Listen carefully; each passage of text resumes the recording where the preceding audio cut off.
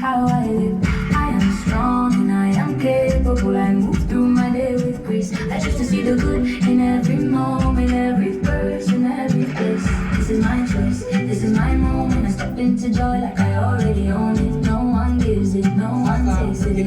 Kinachofuata ni kitendo cha kuvishana pete. Hayo maneno wakati unayasoma huku unavisha na ile pete. Umeelewa? Twende sasa.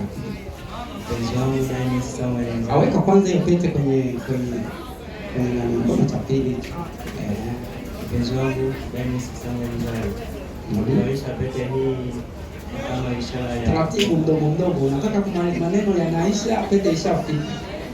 Hayajaisha, pete ishafika. Taratibu, tusio na haraka. Ili unajua leo ni siku ya kwako, una enjoy. Twende.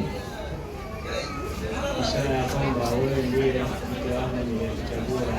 Hii ni moyo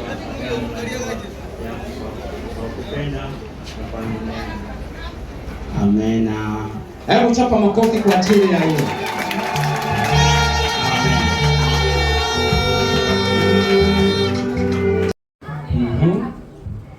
Nakuvalisha pete hii kama ishara ya kwamba wewe ndiye mume wangu niliyekuchagua. Hii ni muhuri wa agano la ndoa yangu wa kukupenda na kukuaminiana. Chapa makofi kwa ajili ya